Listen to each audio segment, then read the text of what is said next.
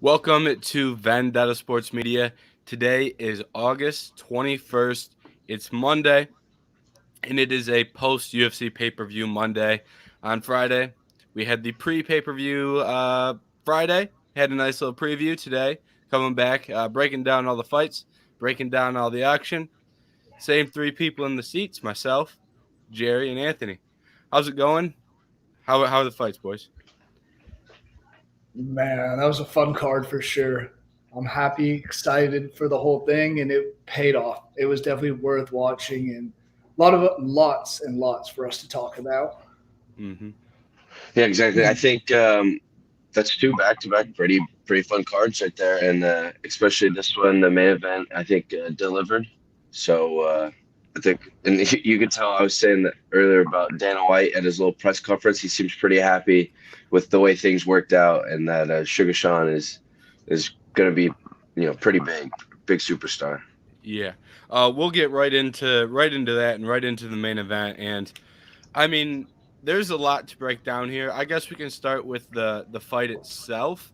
And as far as the fight goes, Anthony, we can swing it over to you first and your thoughts on the fight because um, you were the only one who picked Sean out of us three. Garrett, you and Garrett had Sean.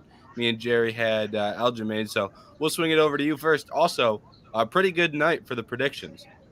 All of us went 4 for 4 on the first four fights of the main card, and then we split the main event. So pretty good on that end too. Yeah, I think. I don't know. It was definitely so. It was very nervous. So the fight gets there or whatever. I thought the takedowns were for sure. I mean, who wasn't going to be nervous about the takedowns for Sterling?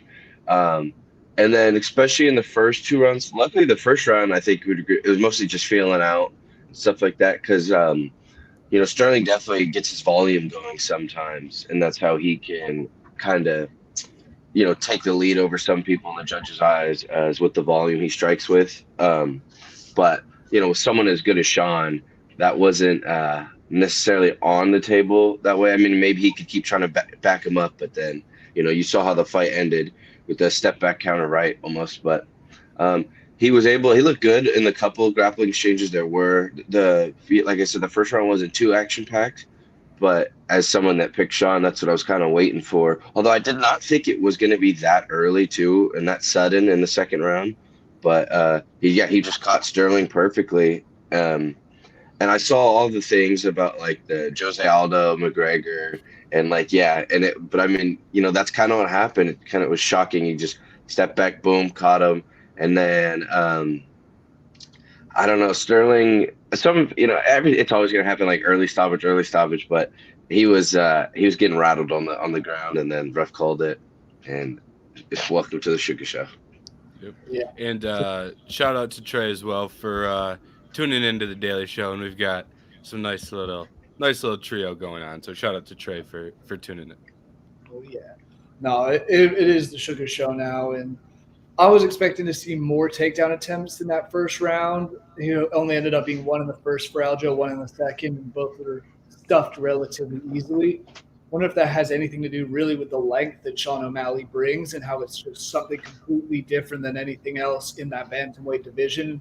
Something we talked about leading into the fight, but overall, he stepped up and did exactly what he needed to do and got him down similar to like that you said that McGregor Aldo fight and finished him with some nasty ground and pound. And you mentioned it could be an early stoppage. If it was an early stoppage, Aljamain Sterling probably would have complained a bit more, but he took that loss really gracefully in his post-fight interview, gave all props to O'Malley, and that's something I like because I mean, obviously he was getting booed to bits by that crowd in Boston. Everyone really wanting O'Malley to win, and he didn't shy away from it. Didn't go at anyone. Took the loss like a champ, and we'll see where he goes next.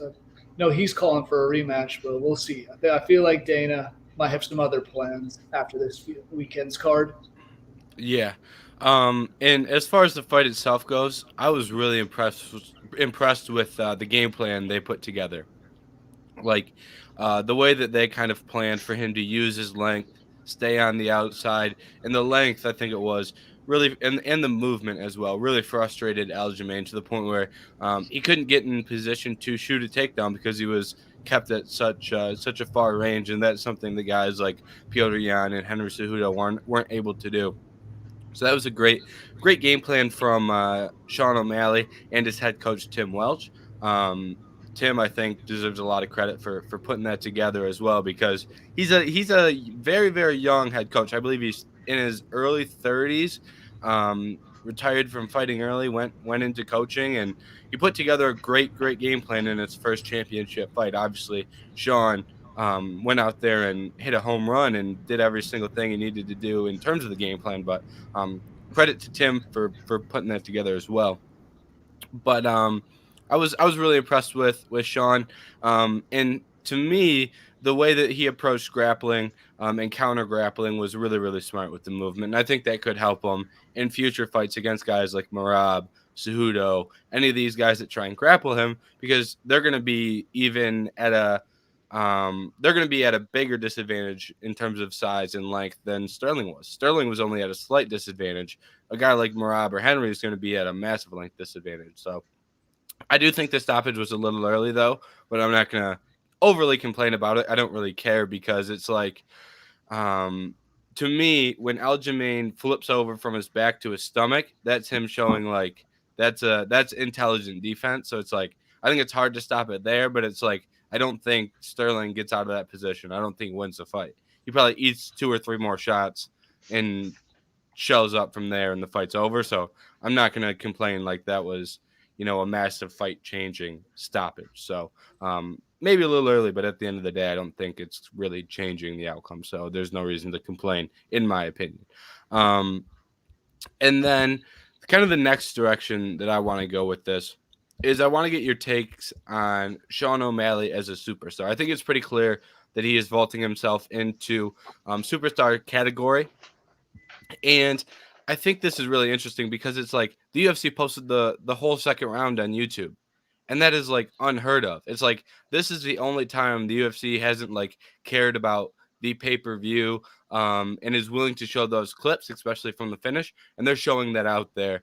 And they really aren't minding at all. It was on Sports Center today. It was posted on YouTube. Already has like 8 million views. So they are putting everything behind Sean O'Malley to become a superstar. And I think it could pay off. What do you guys think? Yeah, I mean, I think the superstar potential's there. If not, he already is now a superstar after becoming the champion. Similar to the thanks to McGregor, once he won his first belt, it just skyrocketed him. This is something we spoke about on Friday in our preview show. And I mean, the fact that they put the video on YouTube the same night, it's crazy. Never happens with a pay per view, like you said, James. So I think he's already on his way to becoming a superstar, if not maybe the new top dog once there of McGregor and John Jones and all that kind of fighters leaves. He might be the face of the UFC in a few years. Yeah, I 100% agree. I mean, I know you guys have both said it. I'll say it one more time because it is that insane. But like, because you know how Dana White and UFC are so shisty. When I saw that, I was just like, there's just no way. And then I because I saw the comments, I was like, I can't believe Dana did this.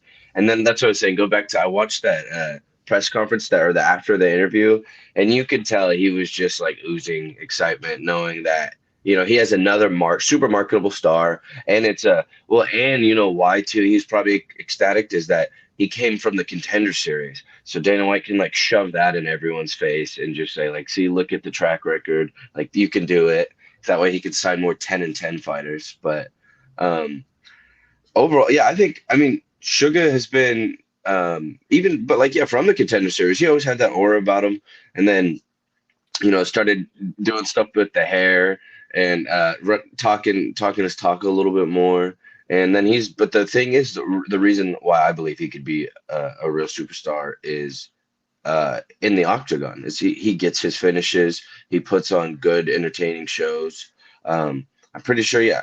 I know he's just now fighting that good competition because he had a couple layups along the way, but I mean those fights have been pretty solid, pretty fun. This one had to finish, but even that Jan one was a really entertaining fight. So I think it's still only up from here. I do think though to really judge it. Like the litmus test might be that next fight when he's fully headlining one as the champion.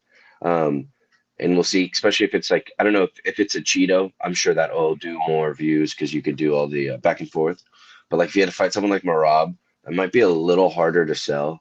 So I would like to see, what he could do that next fight. Because I do think I saw in that press conference that this fight broke the bantamweight record for like a bantamweight pay-per-view. So, but yeah, I mean, I believe I'm big fan of the Sugar Show. I'm on the train. Yeah. And as far as like star potential goes, I think it's really interesting that he is a bantamweight. And this broke the record for bantamweight pay-per-view sales. I really, really wish that the UFC doesn't put out the pay-per-view numbers anymore because the ESPN, I believe the way the deal works is that it's their numbers.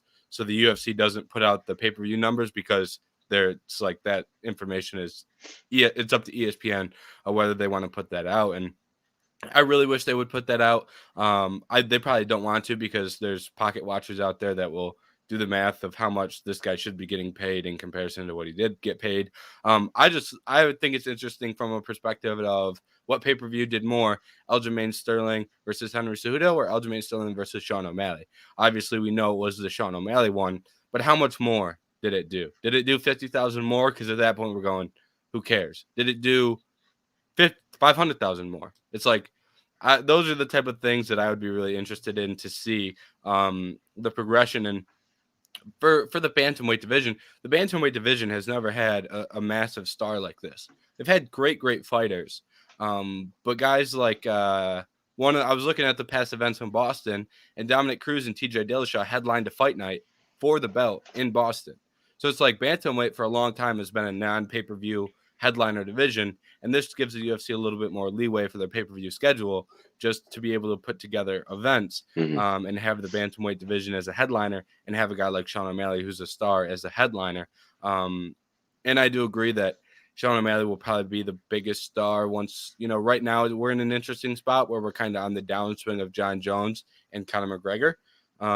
But we do have Izzy. So I think Izzy and Sean will probably be the biggest stars, assuming that things go well in the cage. It's pretty easy to lose status as a star if you lose one or two fights in a row. So assuming they can keep winning fights, this would be a pretty good position for the UFC to have those two as their top two stars.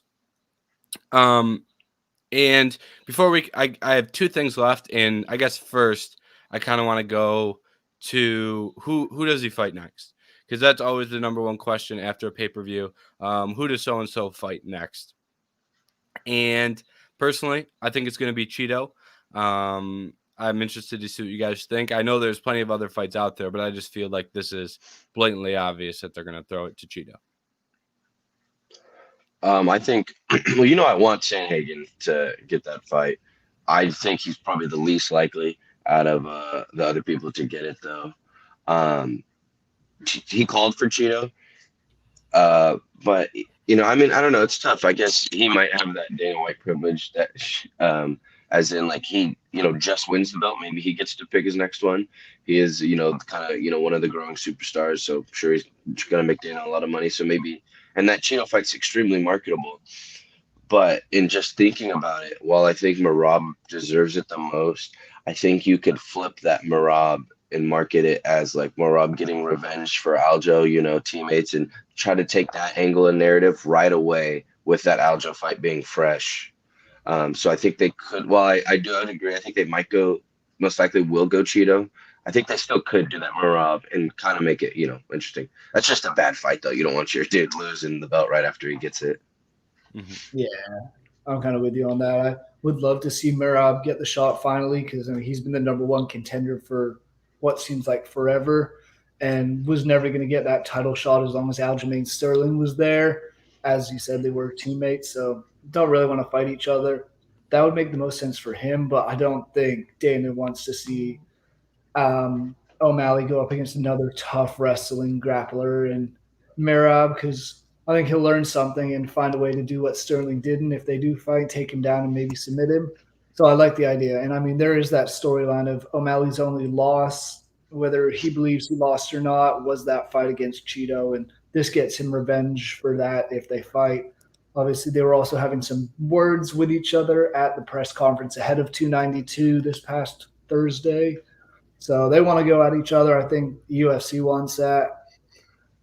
I'd give a shout for maybe Sandhagen, but O'Malley's going to just go and be like, hey, his last fight wasn't exciting. There's no need to do that. And, he did that against a boxer. O'Malley's just as much a stand up guy as Rob Font. Maybe he could do that against him, grind out a boring victory. So, Yeah, the other one I'll run by is what do you guys think of a rematch? Do you think that would be possible at all? I'd say no. Personally, I just think he got it's. I think it was a pretty you got flatlined in the second. Like it's tough. Yeah, I mean, I'd be here for him. I just didn't think with the other matchups though. It would be lower on the list. And then I also just thought he was moving up. Was my other thing was or Aljo was moving up. But I wanted to say, um, shoot. Oh, I do that Cheeto fight though. It is perfect. That is a perfect fight for Sean, and he does deserve that just to get it off his record and have no one always bring it up and talk about it. It's almost like the Adesanya with Pereira when he had to get it back and beat him, to wash it off the list. But so that I mean that I do understand. Like I understand both fights, and I would be fine with either of them.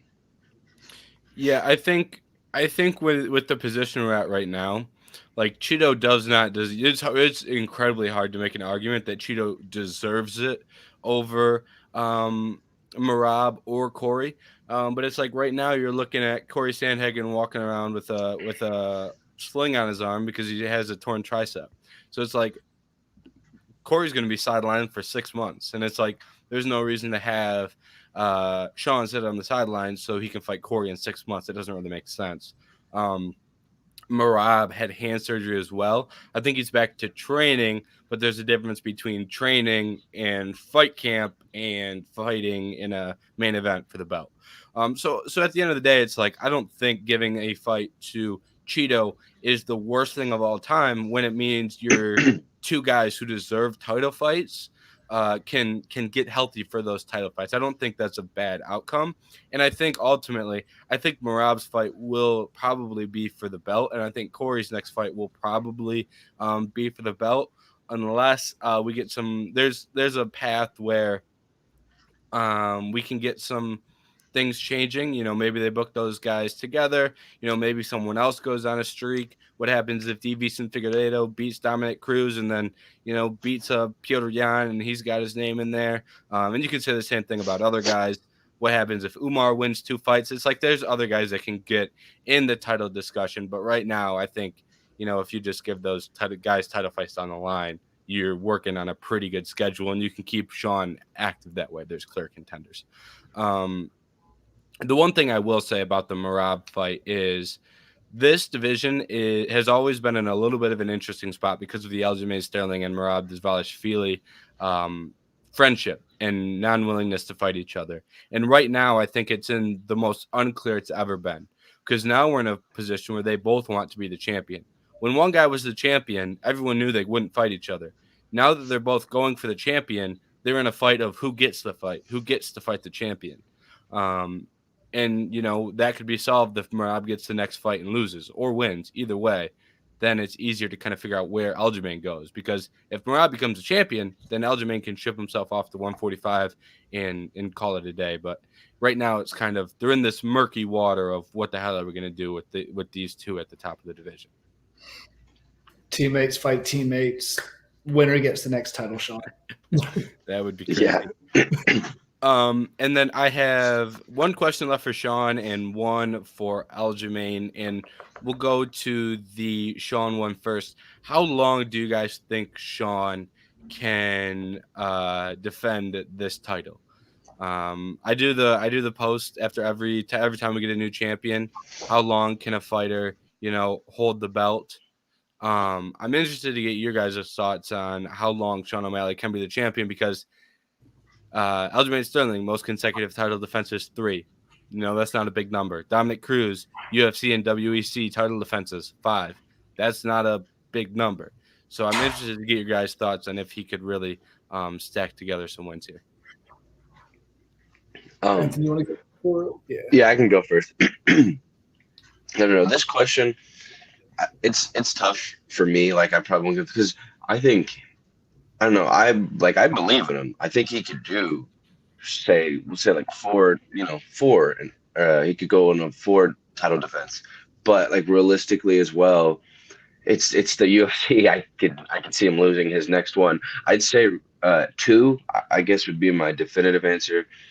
One, I thought I'll just kind of had the easiest. I think you could have put Sean against the same matchups as Aljo, and Sean could have the same streak going right now. Because TJ with one arm, a Cejudo that hadn't fought in 3 years, like I think Sean could have got both of those. Um, the fights that we were just discussing, like if he fights Cheeto, me personally, I think that's a Sean win. That Marab one is going to be very tough. A Sanhagen one is going to be very tough. So it just kind of depends. I think if Cheeto's within the next two, that's a for sure. Well, if he fights Cheetah first, that's a for sure one. And then I could see him losing to both Sanhagen and Marab, and I could see him beating him too. So I'll say two. Maybe he gets two, and then. Um, but I also see him as someone that could get the belt back too. It's not always a huge Usman title run, or like they hold it for super long. It could be Mhm. up for grabs. Yeah, I agree with you. Like, I feel like of these guys, at least in the top 5 or 6, the only one I would say would be a certain win for a title defense would be that Cheeto one. Henry Cejudo, you just never know what he's going to be like. Obviously, I don't think he'll be fighting O'Malley anytime soon. But of the Mara, Corey Sandhagen, I wouldn't even mind seeing another fight against Piotr Jan because that first one was very exciting. And I do agree Sterling or O'Malley probably got the win on the decision, but I could see why it would go the other way. So I mean that's another one that I think if that happens, Jan would get the better of him. So I'm going to go with one for sure if he fights Cheeto next, maybe a second, but I don't think he will win multiple in a row at the moment. I could see him doing it. He does have that length, does have the power to keep it going, but I just feel like there's too many dangerous guys in this bantamweight division. Even you look down a little lower, Umar. I think everyone has a feeling at some point he'll find his way into that title picture, and that's a dangerous guy. Any of those Dagestani guys, especially with that last name, are up there for potential of being a champion. So I just think there's too much talent in here for it to go more than 2 or 3. Yeah. In my opinion, in the article I wrote, it basically comes down to if he beats Marab. In my opinion, I think Marab is probably the toughest fight for him. Because in my opinion, Piotr Jan is the best striker in the division, and he beat him in a stand-up battle. And whether you agree with the decision or not, he got his hand raised. And if he beat Piotr, it's like I am much more bullish on the idea of him when he faces guys like Cheeto and like Sandhagen. Although I do think Sandhagen is probably, I'd put, the top three strikers in the division, in my opinion, are O'Malley, Jan, and Sandhagen. So it's like they can all fight with each other in terms of skills. So those guys always have a chance to win. But it's like in a pure striking battle right now, I think it's hard to pick anyone outside of anyone against O'Malley. And then grappling is obviously going to be the hard part, but he just beat Sterling. So if he beats Davalishvili, now you've taken care of the two best grapplers in the division, and now all of a sudden you're setting yourself up to fight just really, really good strikers, which I think he can lean into and find success doing. So I think it depends on what he does against Marab, which is kind of a cop out answer. But so I either think it's going to be one, or I think it's going to be a handful, 3, 4, kind of depending on the matchups. Because once you get past 3 and 4, it's kind of hard to predict which guys are going to be in the title picture a year from now, 2 years from now, and that's kind of what you're doing. But I guess on that note, I did have another question. When do you think we'll see O'Malley next in the octagon? Because I know there was talks for December, possible last pay per view card of the year. yeah, I think it's an interesting question because he said he was injured, and there's like right now there's a lot of guys that want to fight in December. Yeah. Leon Colby, or before the end of the year, I should say, but December is the last pay per view without a headliner. We know Sean's going to headline. Volk wants to fight Tuporia before the end of the year. He's a headliner. Leon versus Colby, they want that fight to happen before the end of the year. Yuri versus Pereira, they want that fight to happen before the end of the year. So we've got 4 title fights. I'd say at least 2 are definitely main events, and you've probably got 1 that could be a co-main on the Madison Square Garden card. But like, there's just not a lot of openings, so I really don't know. Yeah. I was gonna say I think because I heard I had heard the December thing as well, but just put them on. I think you could just maybe do an opening year card with them or something. Start off the year with a big O'Malley card because I want to say I think McGregor had fought a couple times like on those January February type cards. So Mhm. I know they have their whole system in place, but I'm saying I think that would be an option.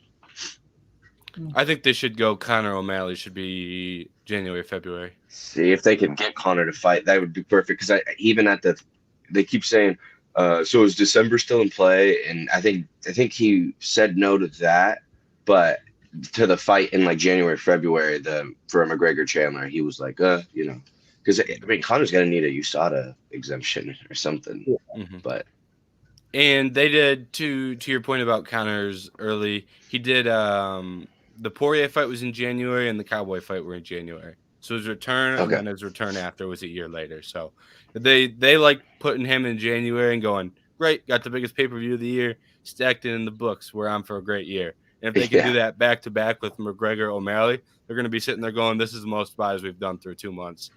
Probably maybe ever. I'd have to go yeah. back and look. Crazy card I'd love to see, and I know it'd be impossible because they're obviously both headliners. But throw McGregor and O'Malley on the same card, co-main and main, one way or That's another. what I That would be yeah, an that's what I thought he was saying at first. No, that unfortunately we've got to the point where we can't do that because McGregor's not fighting for titles. So you can't give him other title fights on the card. It just doesn't work. But you know what I bet yeah. they do? I bet they do like this is getting a little bit in the weeds of things because we're going to talk about Ian Gary later, but I bet they put Ian Gary as the co-main event on the next Conor McGregor card. Oh yeah, I'm willing to I wouldn't be surprised if they take it to Ireland either. I wouldn't be surprised if they go back to Dublin, have Conor in the main event, have Ian Gary in the co-main. I think that's a pretty likely scenario we get. No, But yeah. the last question I had on the main event was, what does Aljamain Sterling do now?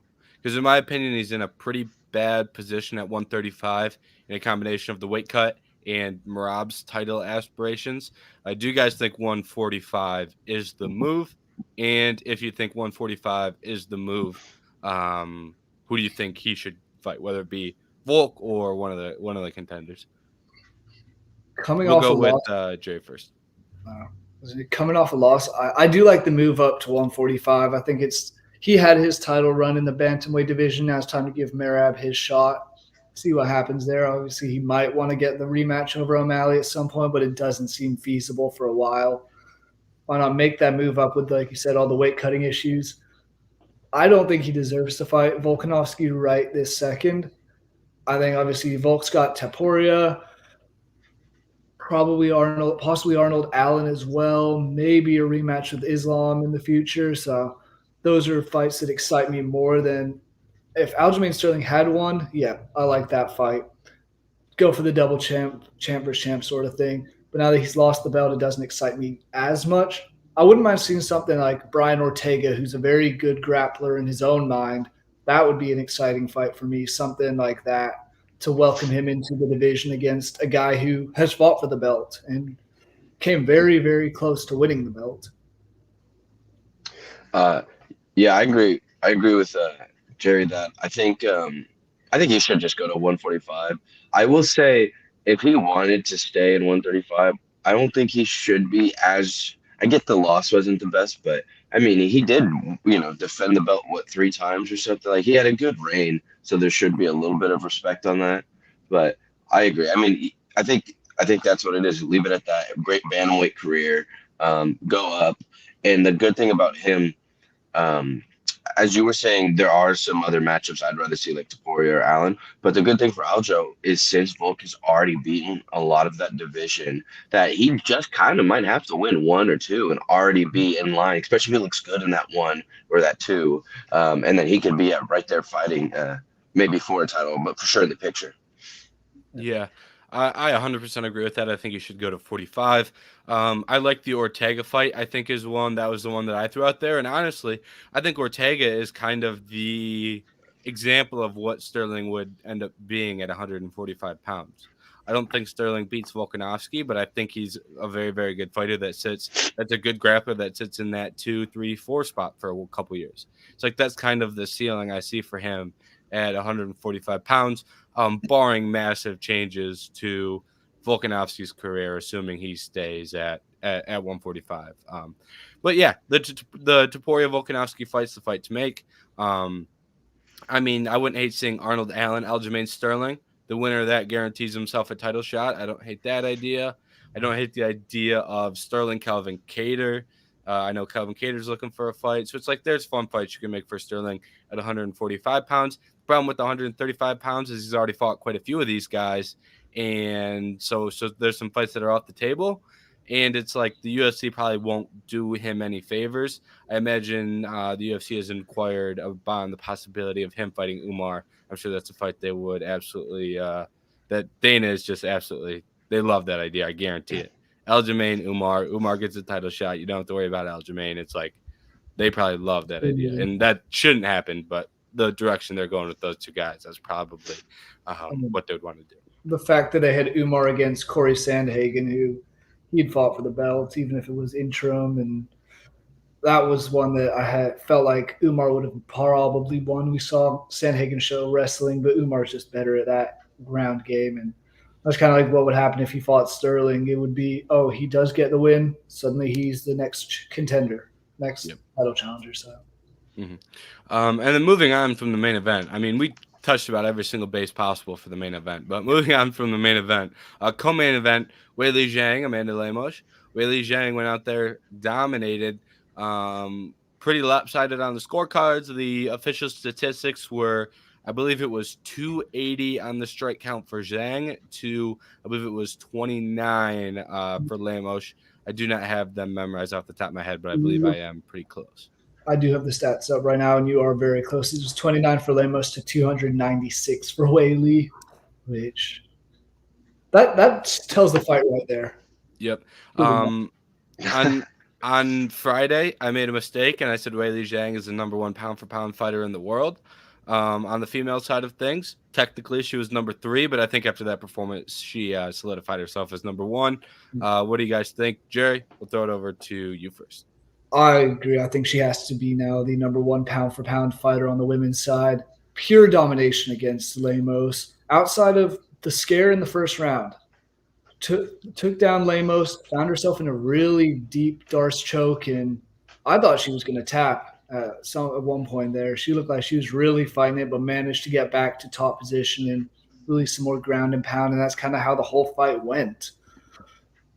6 takedowns, pretty much won every round. It was domination by Weili, and I'm just curious what happens next because they were saying Lemos was the one who could beat her. She has the power. She could knock her out.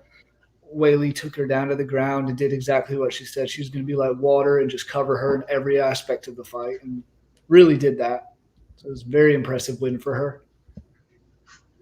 Yeah, I think I mean, yeah, like you said, the stats tell it all. I do think I wish Zhang could have got the finish, good, but I mean, don't get it. Yeah, she tried. If you look at the stats, like it was there. I wasn't sold on Lemos, like as some people were, but I definitely thought it was gonna be more competitive than that. And if anything, because that was just she was outmatched bad. But I'd say if anything, she has that heart because just that toughness in there would probably get her wins against most women in that division in a 5-round fight. But Zhang just never let her foot off the gas and just put it on her the whole time. So, I mean, that was a great dominant performance. That's a great performance to have on your resume in general. I'd say as a career overall is that specific one because that was wild to watch. Yeah, and I think for the 2 things that stood out to me was that Lemos actually did land some good shots. Like 29 strikes, not very many, but she hit so hard that it really only takes 1, and that's not an over-exaggeration. She landed a handful of good shots, and Weili ate them. Weili even got a drop on the feet. And for the most part, it was just what's the easiest game plan? Take down, ground and pound, avoid subs. All right, I'll do it for 5 rounds. And great performance. What do you guys think is next? I think right now, I think it's pretty obvious that it's going to be either Yan Xiaonan or Tatiana Suarez. I think both are very, very deserving, both coming off wins over Jessica Andrade, one being via striking, one via being grappling. So they're both coming off dominant wins over the same fighter, did it differently as well. So I'm interested to see what you guys think is next for Whaley. I'm trying to look at the other ones right now. Let me see. I guess okay, because yeah, probably Jan. I think she deserves it. And I would say that because I know the UFC wants to do like a card somewhere in Asia, maybe even specifically China for Weili, and to think what other fighters they would put on that, if any like high ranked fighters. But yeah, specifically for her, I'm sure she could. They could sell that and market that. Well, already going there, but I'm saying for Weili specifically at the helm, that'd be pretty awesome for her. Yeah, I'm with you. Like, obviously, I think the Tatiana Suarez one seems probably more likely that that's going to happen. At least for I saw more questions about that to Whaley in her post-fight interview, and she was welcoming that. But I'd love that to go and see the two Chinese fighters, top of that division, go to China and settle it. Don't know if there's any teammates, or if they've been teammates before, if there's any major stories. But at the end of the day, it's two people from the same country fighting in front of their home crowd. Winner is the champion. And I know there's a couple other Chinese fighters they could throw on there. I want to say Song Yadong. They're the Leech on there. Yeah. So they could do that. There's some other guys who would just be up for fighting in probably Beijing, I would think. So I like that Yeah. one, but I think the Tatiana Suarez one is probably going to be more likely to happen just because she is still undefeated and kind of smothered Andrade more recently. Yeah, I think they're gonna do the Yan fight in China. I think that is too good of an opportunity for the UFC to pass up. And someone asked Dana a question at the post fight press conference. Apparently, that fight had an absurd amount of viewership in China. Just the co-main event alone did insane numbers in terms of Chinese viewership. So I think that's the direction they go. If you give her Tatiana Suarez first, I think Tatiana Suarez has the best chance at beating her. Tatiana Suarez is very, very good. And this may be a situation where you give her Suarez and then you no longer have the Yan fight for a title. It's like that fight's just now off the table. So you kind of have to bounce at the opportunity now. So that's the direction I would go. And that card, like you guys said, Song Yadong and Li Jingliang being two guys on the main card, that's a great foundation for a card. And you could do other Asian fighters as well. It doesn't have to just be China, because like they're going to Singapore this upcoming weekend, and they've got guys from all over Asia, not just one country. So I think they could fill that out with Asian talent and not just Chinese talent as well. So that would help them build a pretty good card, because the Asian talent as a whole is going to get put on display this weekend, and there's some good fighters out of Asia. That's when they usually load up on all the Korean fighters too. Is anytime they go to Asia. Mm-hmm. Yeah, and it'll probably end up being a pretty good card. So I think that's the direction they go. Moving through the card, we've got what was that? I was gonna say, yeah. Will you guys be up at? I know it's what 5 a.m. Eastern time start for the prelim card on Saturday. I'm thinking about it. I'm trying to figure out what time I'm gonna wake up and how many prelims I want to watch. Yeah, I'm still trying to watch that Holloway fight. Anytime Max is fighting, it's worth watching. And that card That is is really true. good. That card is like Aaron Blanchfield, Talia Santos. Those two quietly might be the best two women in that division. Yeah. That's why I was surprised when I saw that fight. Yeah. That they were matched up. Anthony Smith, Ryan Spann, Caceres, and Shikatse. That ends up being That'll be a fun fight. That's probably the best fight night card. It's just that 5 a.m. prelim and 8 a.m. main card. So what a way to capitalize on all the new UFC fans from the Sean O'Malley performance with a Max Holloway fight night. Great start. 8 a.m. main card. Not a great start. So Yeah, Um, go ahead. I don't know. 5 a.m. seems a bit steep for me.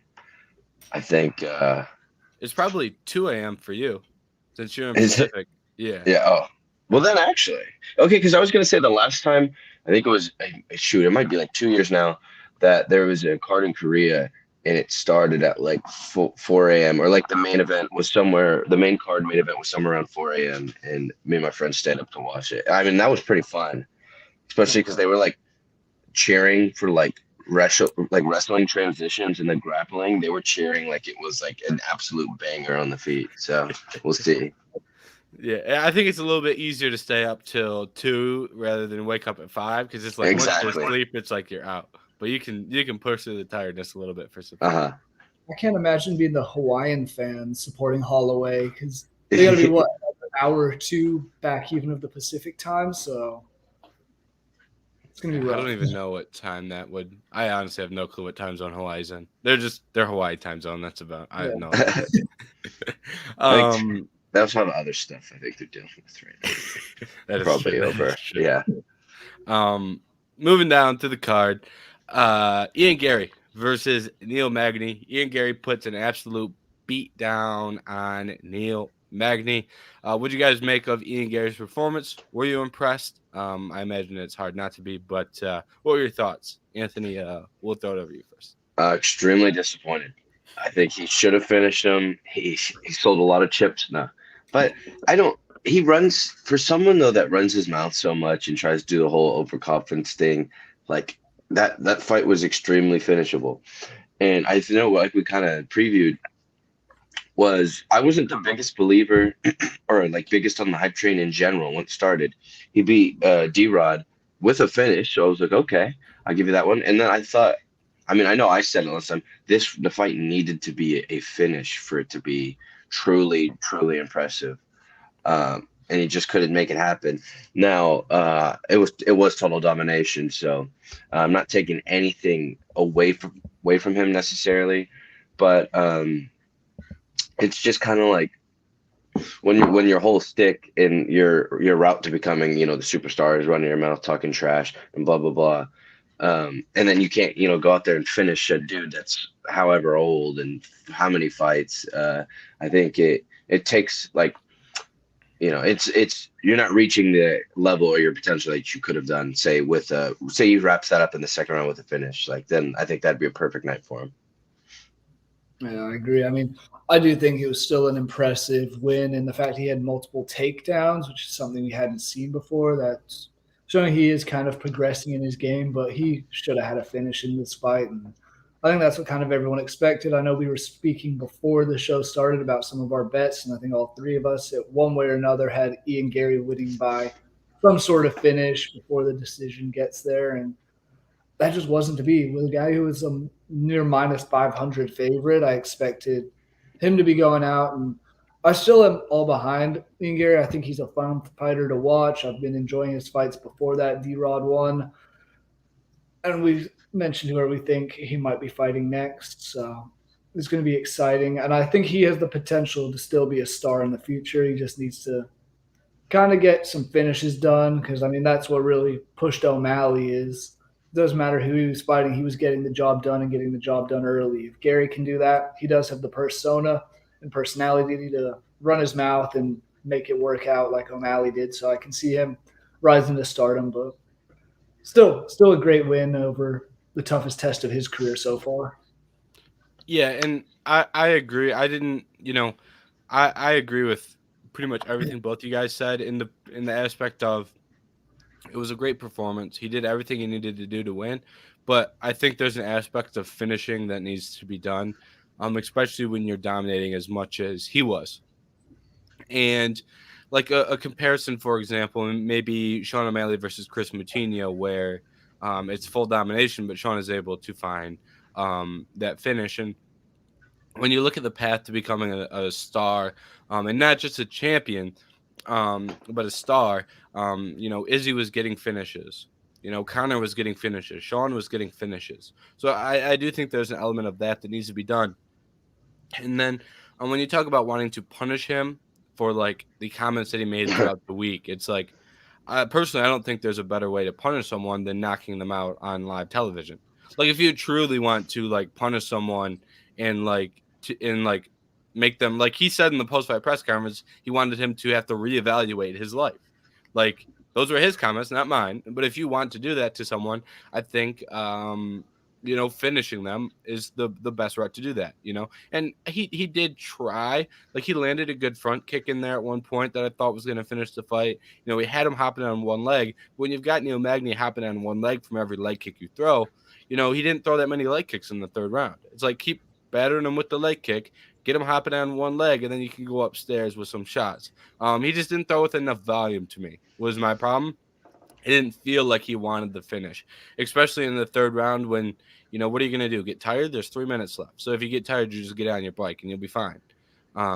It's like I thought he could get to finish. That would be my only.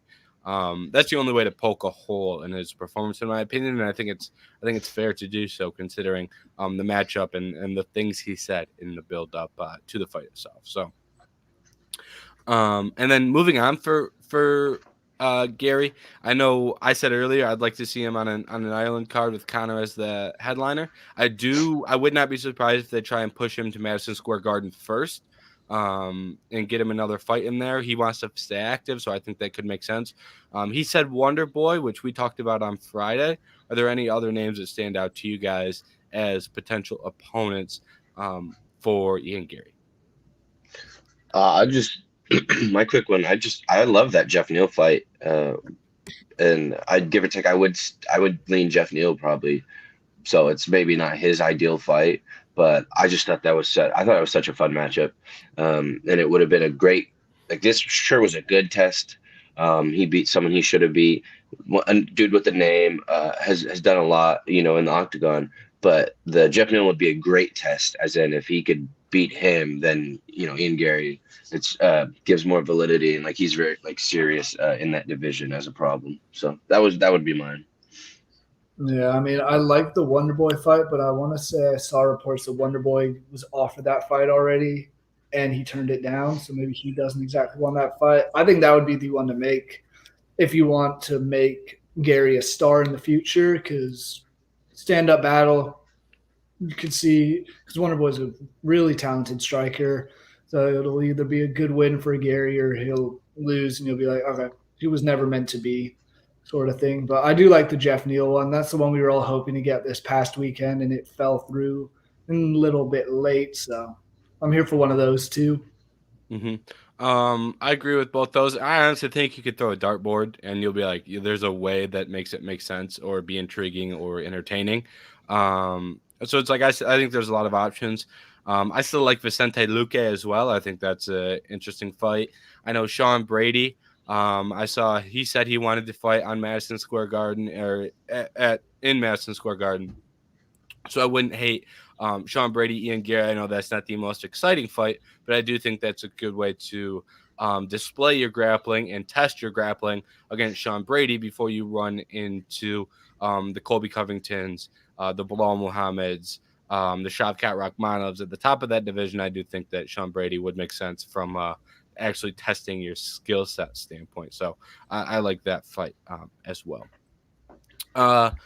Moving further on down the card, the next fight up is Damon Blackshear and Mario Bautista. We don't have to go too in depth here because we're running a little late. And I mean, this fight wasn't the best fight of all time. Credit to Damon Blackshear though, because he did fight last weekend. I do think that kind of affected his performance. Jerry, what were your thoughts on this one? Yeah, I mean, personally, I did score the fight 2-1 to Bautista, but I thought, looking back on it, I might have gotten one of those rounds wrong. I thought Blackshear maybe did more to get the win, at least looking stats wise, but it was kind of to be expected. I'm impressed with Blackshear fighting on 7 days' notice after fighting the weekend prior. So it's quick turnaround. He looked a lot better than I thought he would after having cut weight twice in a span of 7 days. So that's really about it. Bautista did what he needed to do in the end to win, and that was all she wrote. Yeah, and to me, there's not really a lot to break down here because it's like neither of these guys are ranked guys, so it's not really that interesting to speculate where they go next. It's like there's not really a lot to touch on here, but credit to both of them because I do think it was an entertaining fight. Credit for Bautista for pulling ahead in the later rounds. Credit to Damon Blackshear for showing up. Even like for him to be in there was impressive to me. So I do think these guys deserve credit, even though there isn't a ton to break down. Um, and let's skip around a little bit. I guess we're not skipping around. Marlon Vera, Pedro Munoz. I think this one's pretty simple. You know, it was a pretty Marlon Vera performance. You know, two close first rounds. I think he won at least one of the first two. I think he could give them both. And ultimately, he goes out there and wins the third dominantly. Does anyone have anything they want to chime in here? Because I do want to leave time to talk about Chris Weidman a little bit. The Ultimate Fighter fight, some prelims. But does anyone have anything on Pedro and Cheeto before we move on? Because we did already talk about Cheeto quite a bit. I'm good. All right. Yeah, All I right. mean, I personally don't have much. We said Cheeto O'Malley, probably next fight to make. Yeah. As far as Pedro goes, maybe a guy like Ricky Simon just came off a loss to Song Yadong, or yeah, Song Yadong. So maybe that one there. They're 10-12 as of this moment. So Yeah, just throw I'm that out. cool. I'm cool with both those. Pedro Munoz, Jonathan Martinez as well may not be a bad matchup. Another guy, same vein as Ricky Simone, kind of a 10 to 15 guy with a lot of potential. So, and this one I think is a lot more interesting and maybe a little bit more heartfelt out there for some people who are big Chris Weidman fans. Chris Weidman went out there and he lost a fairly dominant decision to Brad Tavares. He had a lot of leg kicks. Apparently, his legs are hurt again. Do you guys think Chris Weidman should call it a wrap after that performance? Jerry, you're nodding, so we'll throw it over you first. Yeah, I mean, we spoke about it on Friday of how hard it is to come back from that bad of a leg break, that sort of leg injury. Anderson Silva only won one of his 7 fights after returning from that, and it was about in his 4th fight after the injury happened. So, well, I'm in 39.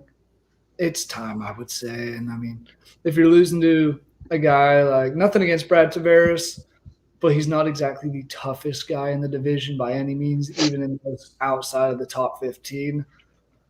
I don't see Weidman having any real hopes of making a run back to UFC glory, and I think that's why a lot of these older guys continue fighting. Is they fight until they don't have a chance, and I think at this point he should take care of his health and take care of his body more than trying to keep fighting and showing how tough he is because he did reach the mountain at the peak of the mountain at one point. Yeah. I think I know people want to leave off wins. Not like it's the most important thing to do. Like it's not a necessity, but I mean, and I like seeing it though. So if he can, you can find a fighter where you think it's a great matchup and you can get the win. But if not, I didn't get to watch this fight as closely as I would have liked. So it sounded like, by all accounts, though, he gave he put on a good show and looked tough in there and made it entertaining. So I mean, if that's sounds like that was a good fight to end with too, if he needs to.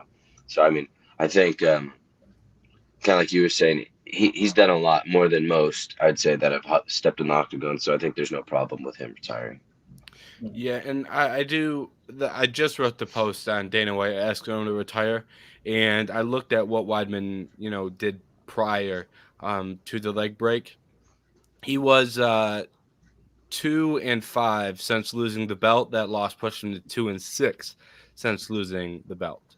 So he's now in a position where he wasn't necessarily winning prior to the leg break. He comes out after the leg break, and the issue to me was that he ate a lot of leg kicks. So it's like that didn't look good. He looked tough. Like it's not like he didn't look tough.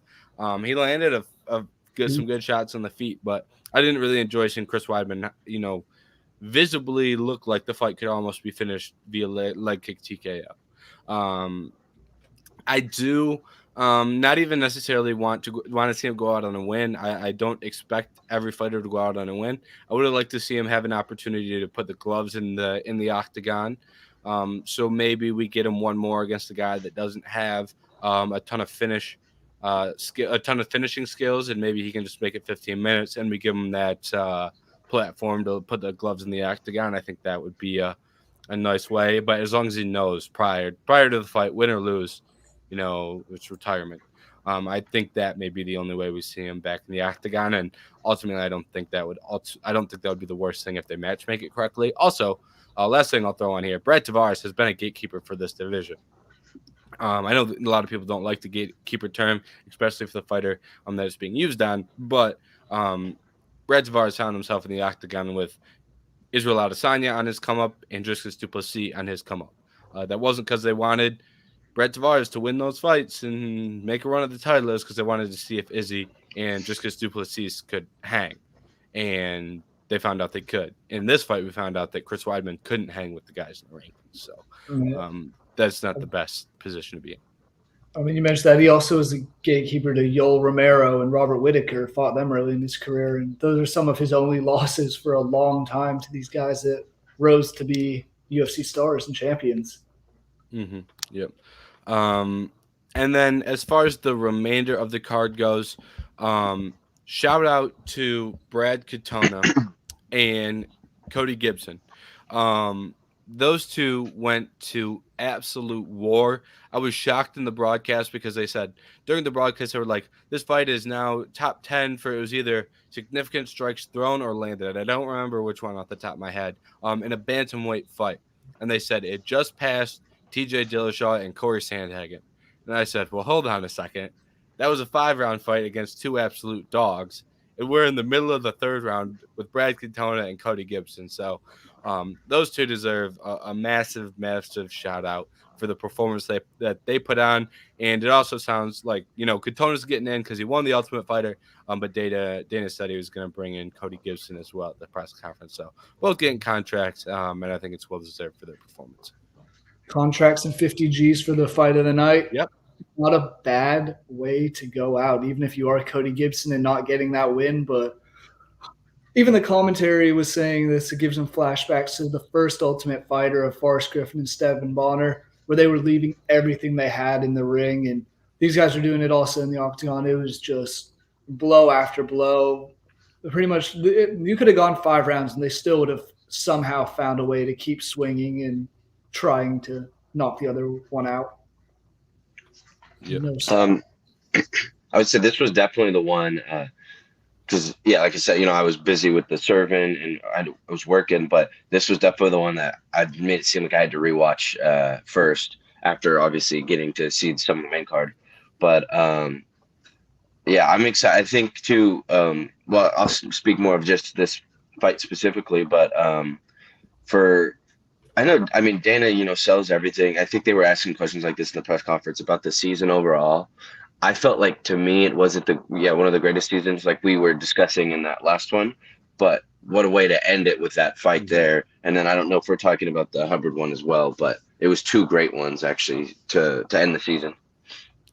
Yeah, we can talk about the Hubbard one. As far as the Hubbard and Hollowball fight goes, that was a good fight, and that finishing sequence from Kurt Hollowball was just chef's kiss. I mean, that was the transition from armbar to triangle, and personally, I thought that Hubbard was going to have the grappling advantage in that matchup, and Hollowball now really slick submission there, and he had another slick submission against Lee Hammond in the house. So lots of credit to Kurt Hollowball because he's won all 3 of the fights in the Tough House, or all 2 of the fights in the Tough House and the finale by finish. So big shout out to him.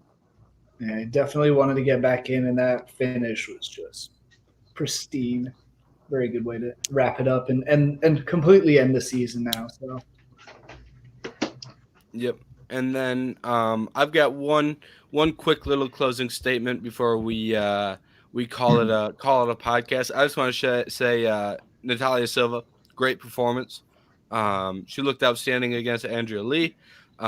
She went out there, outstruck her for 3 rounds, and is going to be ranked come Tuesday, so tomorrow morning, when the new rankings come out. So, do you guys have any closing thoughts on the card? Doesn't have to be Natalia Silva, but any closing thoughts that are sitting on your mind before we get out of here, whether it be the main event, first fight on the prelims, any direction you want to go.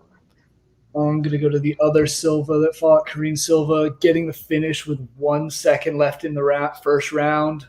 Nice little submission there. So that was a great way to start the card with some action. And then, both then Natalia Silva just dominated as well. So great card overall from first to last fight. Can't wait for the next one. Yeah, I think two for two with the last two pay-per-views overall, and then I was just gonna say I'm just pretty excited for the Sugar Show, fan of him, but for the UFC right now. And what I'm really excited for would be the next Sean O'Malley card, and to see if it can really give off that feel of like a superstar status and a superstar fight week. And depending on who the matchup is, but yeah, and then hopefully it's the type of card now with Sean that big presence that they can build another one, because I know unfortunately this fight card was going to be pretty fire, but some cancellations and stuff. So, but I'm excited for the future. Yep. And shout out to everyone for sticking with us through the daily show. Two back-to-back UFC daily shows. So I hope everyone enjoyed the UFC coverage around the daily show. So daily show will be back tomorrow because it is a daily show. So there will be a show tomorrow. Thank you to everyone who tuned in. Make sure you subscribe to the Vendetta Sports Media YouTube. Make sure you read the website, vendettasportsmedia.com. But thank you all for tuning in, and we will see you next time.